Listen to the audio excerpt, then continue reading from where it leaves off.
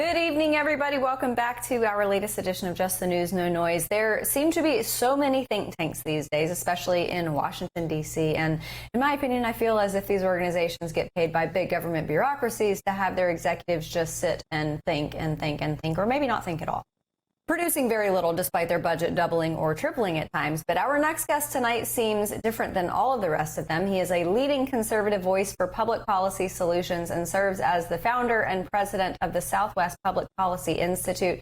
Patrick Brenner joins us now to talk about protecting consumer data and the importance of pumping the brakes on Senator Elizabeth Warren's beleaguered bureaucracy. Patrick, welcome to the show, sir. Good to have you. Amanda, thank you so much for having me. It's an honor and a privilege to be here with you tonight.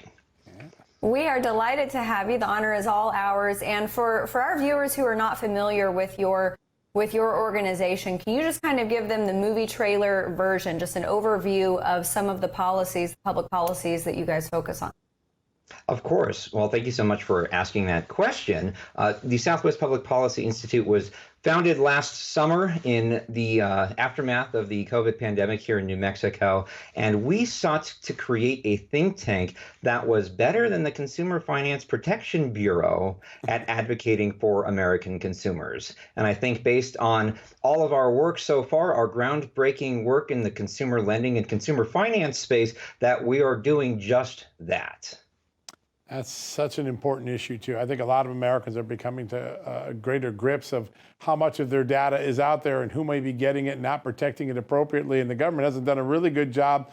Just this year, we learned about the FBI getting bank records without a subpoena. Today, there was an acknowledgement that the FBI goes get people's phone records or phone location data without a subpoena. This is a really critical issue about the privacy of our data. Tell us, what are the most important fronts that we're fighting on right now? Well, John, that's a great question. Thank you so much for asking it. Let's go talk about the Consumer Finance Protection Bureau's data breach earlier this year. Yeah. Earlier this year, the Consumer Finance Protection Bureau was finalizing rulemaking requiring non-bank financial entities, so these are our financial lenders in the consumer finance space, disclosing data. They were disclosing data unauthorized. These are employees of the Consumer Finance Protection Bureau, unauthorized disclosure of data to unauthorized sources. An employee of the CFPB was literally forwarding emails with plain text Excel documents of protected consumer data in a way that was not secure. Now that the CFPB was also finalizing that rulemaking earlier this year, requiring non-bank entities to collect additional consumer data. And I find it hypocritical of the CFPB to be critical of participants in the lending and consumer finance space while also not managing the data that they're supposed to be protecting. Yeah. It seems like their most major function, and we've been talking this whole show, the last two segments we were talking about the FBI, but the deterioration of values of agencies. And the FBI is obviously a much longer storied institution than the Consumer Finance Protection Bureau. What's amazing to me is how quickly it has deteriorated, because there's a lot of skepticism, a lot of scandal. If they are overseeing financial institutions, who's overseeing them? That's a great question. Did you read my article in Fox News?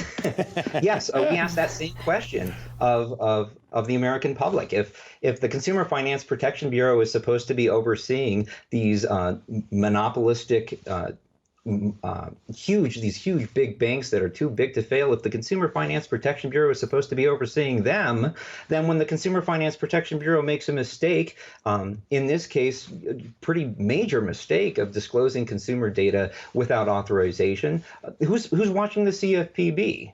And it needs to be think tanks and research organizations like ours that are the watchdogs of these government bureaucracies. Yeah, there's no doubt. Patrick, we got about a minute left. Real quickly, what are some of the best ideas on the table to start to cure the ills that are sitting before us, particularly at the CFPB? Well, if the last several months have been any indication, I would recommend not filing complaints with the CFPB because they don't know how to handle your personal data. So I would definitely not recommend doing that. But you can support efforts by just being vigilant in terms of who you're handing your private data to, and supporting the efforts of think tanks in the consumer advocacy and consumer protection space, like the Southwest Public Policy Institute. You can find out more about the Institute at southwestpublic.org. or southwestpolicy.com, where we are delivering better living through better policy. Yeah, important. Just a quick question before we let you go. Was CFPB supposed to be watching over Silicon Valley Bank or Signature Bank?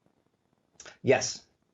Yes, they were. All right. We all know how Great that job, guys. Exactly. Patrick Brenner, president of the Southwest Public Policy Institute. We are so grateful for your time. First time tonight. Thank you for being here, sir. We'll have you back on again very soon. Thank you. All right, everybody, that's all we have time for tonight. So we're going to hand it over to Grant Stinchfield, one of my favorite shows on this network. He's going to take you through the news of the next hour, and then we will be back here tomorrow night, as we are every Monday through Friday at 6 p.m. Eastern here on Real America's Voice. Everybody have a blessed night. God bless this nation. We'll see you tomorrow.